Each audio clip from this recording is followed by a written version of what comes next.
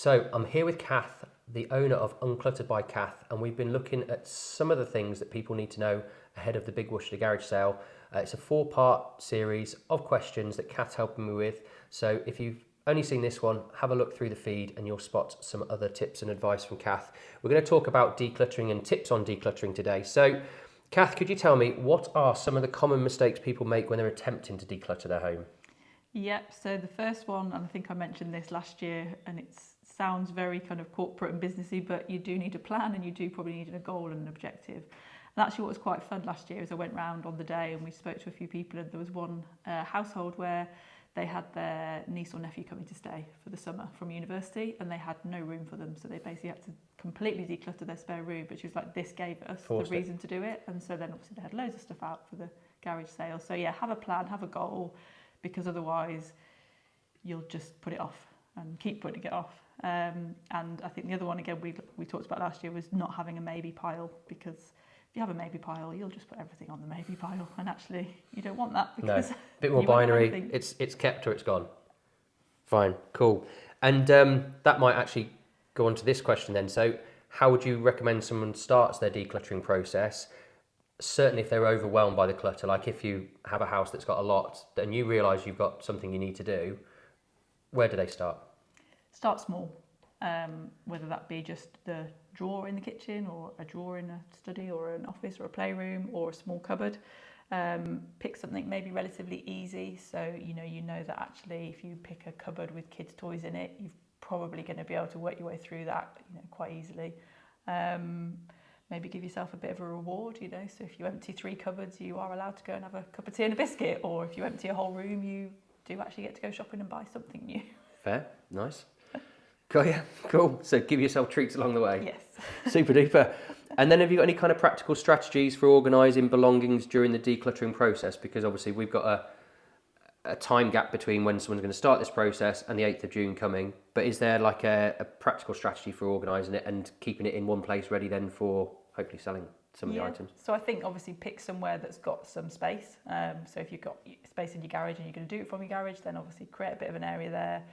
You could then have a kind of a categorisation of, is this actually feasible to sell, or does it actually just need to go to the tip or the charity shop, and already plan for things like that. And then the best thing to do is put things into groups. So clothes into one area, toys into another area. Even with clothes, adults' clothes, kids' clothes, ideally with the kids' clothes, can you group them into age of kids? Because again, it just makes it more straightforward. You might want to sell bundles of toys, books, etc. So if they're all in a kind of a section as you declutter, then that would help. And I remember, I think you spoke about it, but I saw people last year, they actually had rails that they bought, only cheapo rails, but they had them out to kind of display the clothes in a way that people would see what they want and take it off, as opposed to it being in a box they didn't feel like they should. Yeah, I think obviously when you go to a car boot, you have to have things in quite a small space, and people are used to rummaging. But I think obviously when you're trying to sell something that you have owned, you kind of want to feel like it's displayed in a way that someone else will want to buy it from you. So I suppose anything you can do to encourage people, then definitely. And if someone struggles with letting go of sentimental items, do you have any advice? Yeah, I mean, it depends what they are. Obviously, you could have things that are kids' drawings, paintings, things they've made you. So I always suggest with that, can you just take a photo? Can you scan it in onto the computer? Because do you really need the actual item, or is it just the context of the fact it was the first drawing they did, or the first pottery thing they made you, and actually you don't necessarily need it.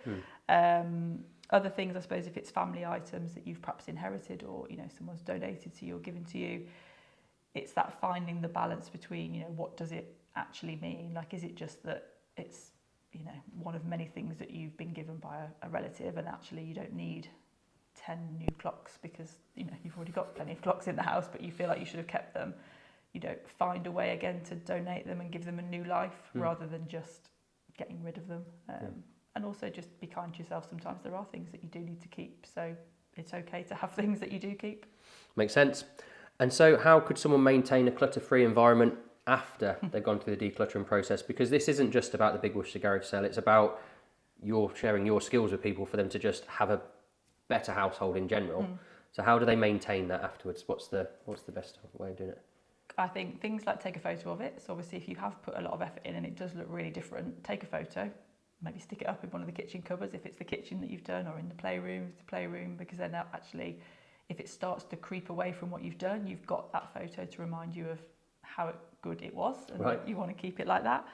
And maybe just almost kind of put new systems in place to make it easier to do that. So again, as I think we touched on earlier, one of the things that I do as part of my service is not only just the declutter, but actually the organisation as well. So don't just get rid of loads of stuff, think about how you could organise things better. So kids' things in certain places, or could you group your clothes differently so that you can actually see what you've got? Can you organise your cupboards better so that actually things are easy to pull out and be like, yeah, okay, we don't need any more of that, let's change it over.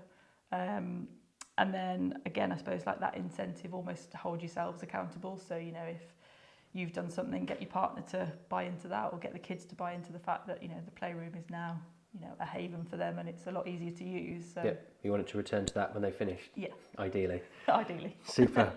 So Kath has got a great website you can go on to, which is unclutteredbykath.com. She's also on Instagram, and whilst we partnered up on the Big Worcester Garage Sale last year and this year, you can, of course, approach her for your own needs, and she's there to give you a service for your own property. So whether it's before June that you need a service or going forward, look out for Kath. She's the person to go to when it comes to getting on top of these items, and we're really grateful for your time. Thank you.